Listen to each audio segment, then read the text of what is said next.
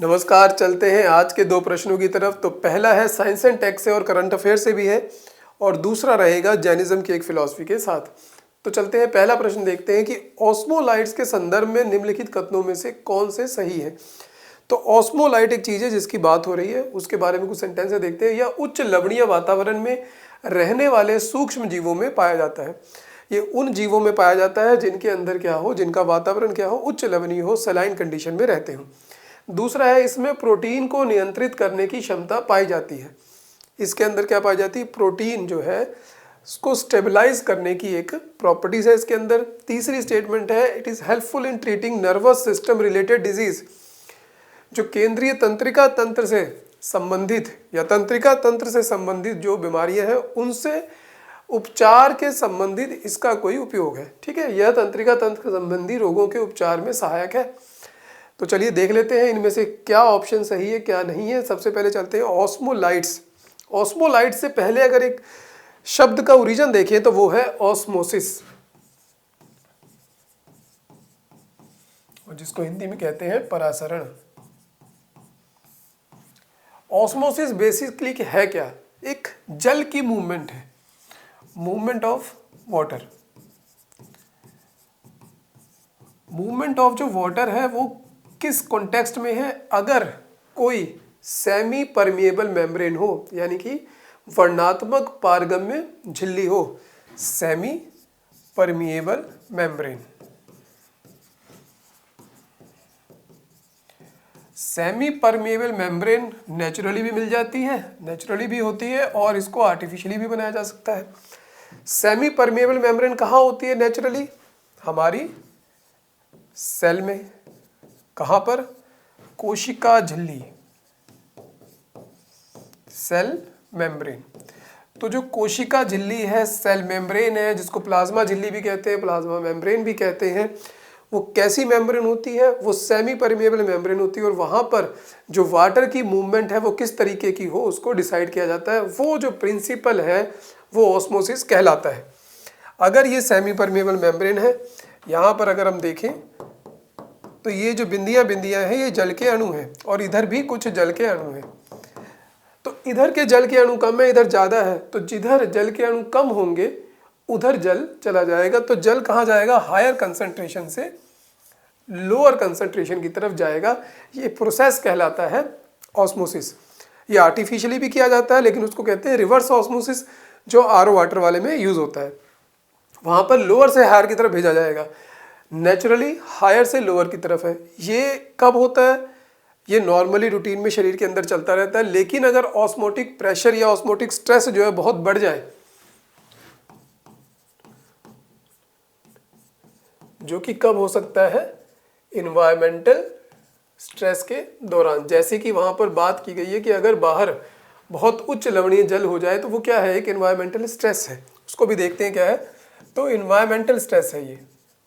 इससे लड़ने के लिए सभी जीवों के अंदर ये प्रोसेस है कि ऑस्मोटिक जो बैलेंस है वो बना रहे सेल का, क्योंकि वो ज़रूरी है।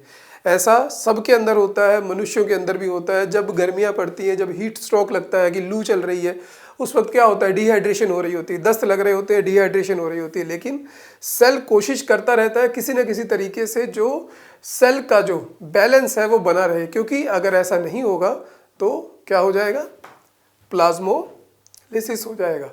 जिस तरीके से यहाँ पर जीव द्रव्य कुंचन है। अगर बाहर क्या है, यहाँ पर सेलाइन कंडीशन है, अब अंदर जल की कंसंट्रेशन ज़्यादा हो गई, यहाँ पर कम है, तो जल यहाँ से बाहर जाएगा। जल यहाँ से बाहर जाएगा तो क्या हो जाएगा, प्लाज्मोलिसिस हो जाएगा, जीव द्रव्य कुंचन हो जाएगा। और अगर यहाँ पर क्या हो रहा है, अब सेल के अंदर यहाँ पर कंसंट्रेशन ज़्यादा हो गई है, तो ये क्या हो जाएगा, यहाँ पर जल बाहर से आ जाएगा, यहाँ पर क्या हो जाएगा, टर्गिड हो जाएगा, स्फीत हो जाएगा। लेकिन हमें रूटीन में कैसा सेल चाहिए होता है, ढीला, फ्लैसिड, यानी कि नॉर्मल सेल। तो ये सारा प्रोसेस चलता है ताकि सेल को मेंटेन करें। इसी में आता है ऑस्मोलाइट्स। ऑस्मोलाइट्स, ऑस्मोलाइट अब क्या है, कुछ लो वेट जिनका भार बहुत कम है, मॉलिक्यूल्स हैं, जो क्या करते हैं, इन सब चीज़ों को बैलेंस करते हैं। इन सब चीज़ों को बैलेंस करने का जो मकसद है वो है जो प्रोटीन्स हैं उनको स्टेबलाइज रखना। लो मॉलिक्यूल वेट है इनका, और इनका जो मेन काम है प्रोटीन को स्टेबलाइज करना है। क्यों करना है? क्योंकि प्रोटीन ही है वो जो सब फंक्शन करते हैं। सेलुलर फंक्शन चलते रहे उसके लिए प्रोटीन है। प्रोटीन पॉलीपेप्टाइड चेन होती है, बहुत सारे अमीनो एसिड से मिलके बनती है। उसके बाद उसके बहुत सारे स्ट्रक्चर है, प्राइमरी है, सेकेंडरी है, टर्शरी है और क्वाटरनरी स्ट्रक्चर भी है। तो बहुत सारे स्ट्रक्चर है। फोल्डेड होता है, वो फोल्डेड है जैसा उसको वैसा रखना है, यानी कि वो फोल्ड है तो फोल्ड रखेगा, अनफोल्डेड है जितना अनफोल्डेड है उसको मेंटेन करेगा। वो सारा काम किसका है? प्रोटीन को स्टेबलाइज करने का ऑस्मोलाइट्स करते हैं। और अगर ऐसा नहीं हो पाएगा, अगर किसी कारण से, एनवायरमेंटल स्ट्रेस से या सेलुलर स्ट्रेस है, अगर फ्री रेडिकल्स बहुत हो गए हैं, तो उस वक्त क्या होगा? सेलुलर डैमेज हो जाएगा, सेल डैमेज हो जाएगा, तो हमें बहुत सारी बीमारियां हो सकती हैं। तो वो काम है ऑस्मोलाइट्स का, प्रोटीन को स्टेबलाइज करना। और ये न्यूज़ में क्यों है? कंसेप्ट तो बहुत पुराना है, लेकिन अभी हाल ही में यहाँ पर देखिए रिसर्च टीम है डॉक्टर सुभाष हल्दर की और उसके स्टूडेंट हैं S N. Bose national centre for basic sciences. एक ऑटोनोमस बॉडी है, इंस्टीट्यूट है department of science and tech का। उन्होंने एक टेक्निक यूज़ की है, ये आ सकता है, आप इसको ध्यान रखें, covalent magnetic tweezers. Covalent magnetic tweezer एक टेक्निक के द्वारा उन्होंने पुष्टि की है कि कुछ जो ऑस्मोलाइट्स हैं वो जो प्रोटीन फोल्डेड है उसको फोल्ड रहने में मदद करते हैं जैसे जैसे उसकी कंडीशन बढ़ती है। लेकिन बहुत ज़्यादा बढ़ जाती है तो फिर वो हार्ट डिजीज़ को एक हार्ट डिजीज़ को भी कॉज करते हैं। तो उन्होंने दो ऑस्मोलाइट लिए, tri methyl alanine N oxide TMO और एक ट्री हेलोज। इन्होंने फिर देखा कि जब हायर कंसंट्रेशन हो रही थी TMO की तो ये अनफोल्डिंग जो फोर्स थी इसकी वो बहुत बढ़ जा रही थी। यानी कि देखिए हायर कंसंट्रेशन में the unfolding force increased drastically. अगर फोल्डेड स्टेट में प्रोटीन है तो TMO बढ़ जाएगा तो अनफोल्डिंग बढ़ जाएगी। उसके अलावा दूसरी जो थी ट्री हेलोज, उसके साथ उन्होंने देखा कि वो फोल्ड करके रख रहा था, तो फोल्ड रहे, जैसा है वैसा रहे, अनफोल्डेड है तो अनफोल्डेड रहे। यानी कि इसका काम है मिस फोल्डिंग को बचाना, प्रोटीन को मिस फोल्ड होने से बचाना। तो ये ऑस्मोलाइट का काम है। अब यहां पर देखिए अगर हम तो एक इन्होंने देखा कि TMO interacts with protein in a way that helps to stay fold stable. Higher level of TMO are linked to heart diseases. So knowing how it interacts with proteins can lead to better treatment. तो अगर TMO बढ़ रहा था तो heart disease की गुंजाइश बढ़ रही थी।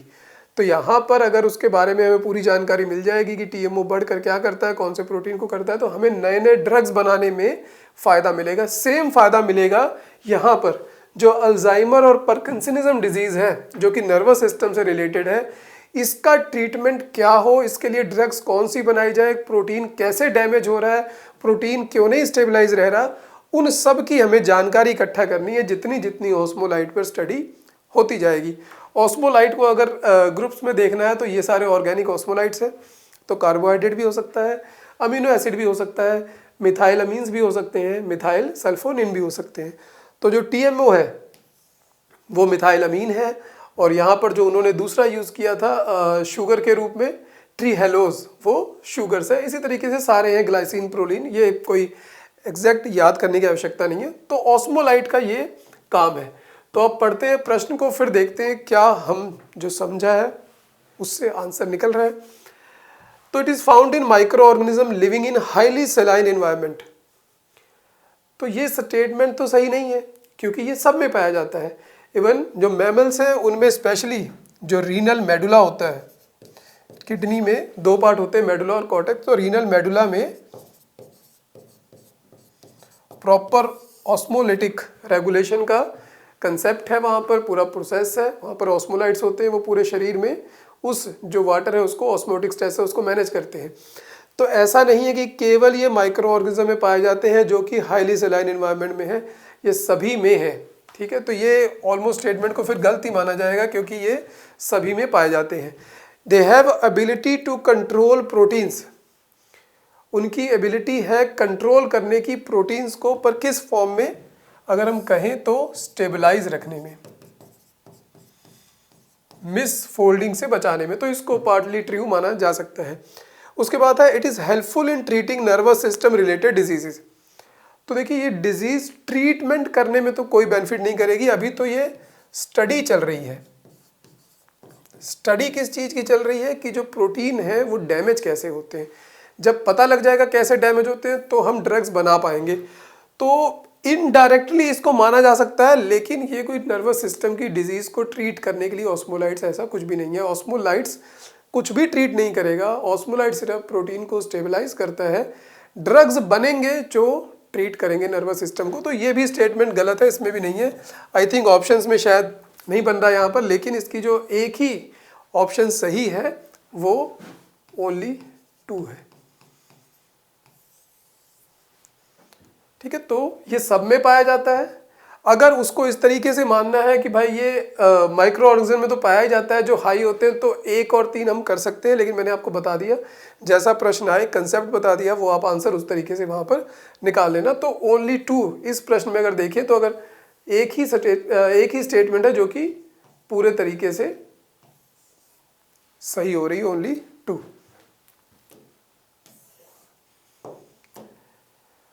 चलिए अगला चलते हैं। निम्नलिखित पर विचार कीजिए। सम्यक दृष्टि, सम्यक ज्ञान, सम्यक दर्शन, सम्यक आचरण, सम्यक समाधि। तो right faith, right knowledge, right view, right conduct, right concentration. तो जैनिज्म के बारे में ये बात है। हाँ, उपयुक्त में से कौन सा जैन धर्म के त्रिरत्न में शामिल है? तो त्रिरत्न में कौन सा शामिल है? तो देखिए थोड़ा सा यहीं पर इसको देख लेते हैं, फिर एक आधे कंसेप्ट को और देखते हैं। तो त्रिरत्न में जो आता है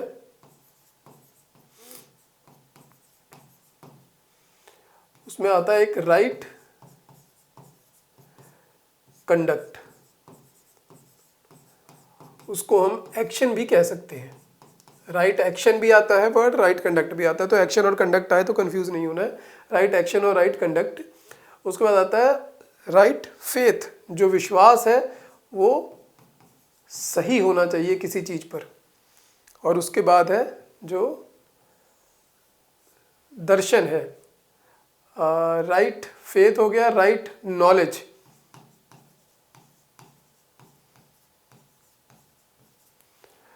तो सम्यक ज्ञान होना चाहिए, सम्यक दर्शन होना चाहिए, सम्यक कंडक्ट या चरित्र होना चाहिए, आचरण होना चाहिए। तो सम्यक ज्ञान, सम्यक दर्शन, सम्यक आचरण। तो राइट नॉलेज, राइट, यहाँ पर फेथ ऊपर आ गया, यहाँ पर फेथ होना चाहिए, इसको रहने देते हैं, और कंडक्ट।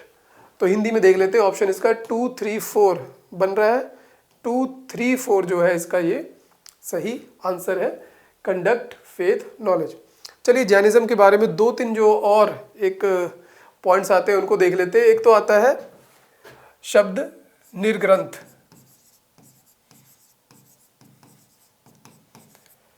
इसका मतलब क्या है? इसका मतलब है अब कोई भी ऐसा बंधन नहीं है जो इस व्यक्ति को बांध सके, यानी कि कोई भी बंधन नहीं है।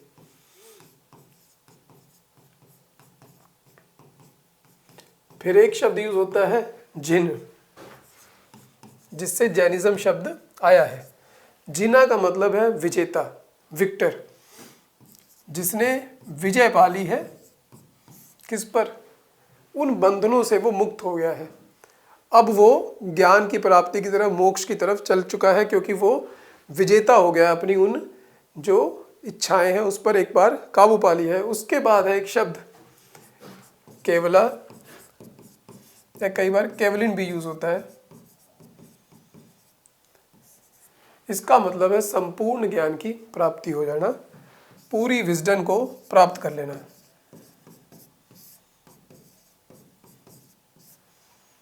संपूर्ण ज्ञान हो जाए, यानी कि जब महावीर जैन को पूरा ज्ञान मिल जाता है तब वो केवलिन कहलाए, क्योंकि उनको संपूर्ण ज्ञान मिल गया। इसके अलावा 5 महाव्रत की बात होती है।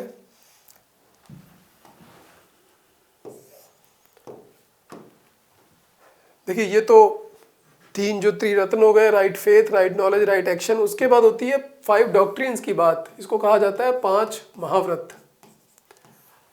अब 24 तीर्थंकर माने जाते हैं जैनिज्म में। उनमें से पहले का नाम ऋषभनाथ था, 23वें का नाम पार्श्वनाथ है और 24वें है महावीर जैन। तो ऐसा कहा जाता है कि पार्श्वनाथ ने 4 महाव्रत का कंसेप्ट रखा था। वो 4 थे अहिंसा, सत्य, असत्य और अपरिग्रह।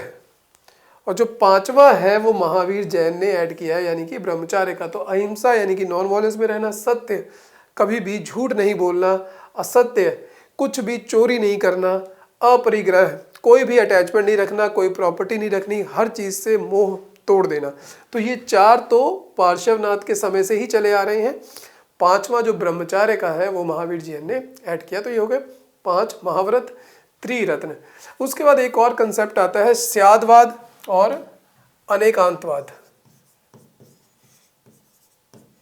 ऐसे तो बहुत फिलॉसफी है, बहुत जीव अजीव, उसमें जाकर आगे वो बहुत बड़ा हो जाएगा, लेकिन कई बार जिस पर प्रश्न आता है उसको देख रहे हैं। अनेकवाद, अनेकांतवाद और स्यादवाद, इसमें थोड़ी सी कंफ्यूजन रहती है। कई जगह तो लिखा जाता है कि दोनों एक ही है, दोनों एक नहीं है, दोनों में फ़र्क है।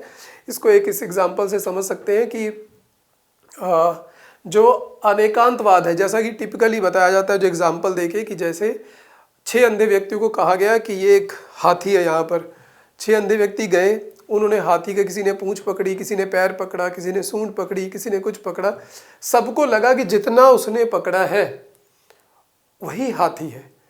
तो इसका मतलब हम उतना ही देख पाते हैं जितना हमें दिखाई दे रहा है, हम उसके परे नहीं जा सकते। तो अगर किसी ने केवल हाथी की सूंड पकड़ रखी है, उसको लग रहा है कि उसको संपूर्ण ज्ञान मिल गया है, लेकिन ऐसा नहीं है, क्योंकि उसने पीछे का जो हिस्सा है अभी देखा ही नहीं। तो अनेकांतवाद का मतलब है कि पूर्णतः हम किसी भी चीज़ को नहीं जानते हैं, इसलिए किसी भी चीज़ का कोई अंत नहीं है, अनंत है, हम उस तक नहीं पहुंच सकते। ये अनेकांतवाद है। दूसरा एग्जाम्पल है स्यादवाद। इसमें क्या है कि पूरी चीज़ तो दिखाई दे रही है, लेकिन सबका पर्सपेक्टिव अलग अलग है। इसको अगर एक मॉडर्न सेंस में देखें, जैसे ताजमहल है, ताजमहल कुछ लोगों को बहुत सुंदर लगेगा जाके, कुछ लोगों को लगेगा कि ये बहुत अत्याचार द्वारा बनवाया गया है, यहाँ पर इतने लोगों के हाथ काट दिए गए, कुछ को लगेगा कि इसको गिरा देना चाहिए क्योंकि ये एक निशानी है, ये गुलामी का प्रतीक है। तो हो क्या रहा है कि ताजमहल तो सबको दिखाई दे रहा है, लेकिन 3 आदमी अपने अपने अलग अलग विचार रख रहे हैं, और तीनों का जो विचार है पूर्णतः सत्य नहीं है। तो वो हो गया स्यादवाद, कि सबको संपूर्ण दिखाई दे रहा है लेकिन किसी भी फैसले तक नहीं पहुंच पा रहे। जैसे अगर टेबल है, किसी व्यक्ति को लगेगा ये टेबल बहुत सुंदर है, जो लकड़ी का काम करने वाला आएगा वो कहेगा इसमें ये वाली लकड़ी यूज़ हुई है, तीसरा व्यक्ति आएगा कहेगा इसमें जब जोड़ रहे थे तो यहाँ पर उन्होंने कमी छोड़ दी। तो उसी टेबल को देख के सबके अपने अपने ओपिनियन है, तो किसी भी सत्य तक पूर्णतः नहीं पहुँचा जा सकता। ये स्यादवाद कहलाता है। तो देखिए बहुत एडवांस्ड फिलॉसफी है अगर उस सेंस में देखें, क्योंकि आजकल इन्हीं बातों की लड़ाई है कि संपूर्ण सत्य सबको पता लग गया है। तो स्यादवाद और अनेकांतवाद में ये फ़र्क है। तो आई थिंक हमने क्वेश्चन तो कर ही लिया था, ये 2, 3, 4, और इसमें मैंने कंसेप्ट समझा दिया। यहाँ पर ऑप्शंस लिखने में टेक्निकल मिस्टेक हो गई। तो यहाँ पर ये दोनों, ये वैसे स्टेटमेंट सही है, या अगर यहाँ पर केवल होता तो गलत मानते इसको, या तो हम सही मान लेंगे तो आप 1/3 भी कर सकते हैं, 1 और 2 भी कर सकते हैं, वैसे केवल 3 सही है। तो ऐसे ही मिलेंगे फिर किसी और इंटरेस्टिंग क्वेश्चंस के साथ, तब तक के लिए धन्यवाद।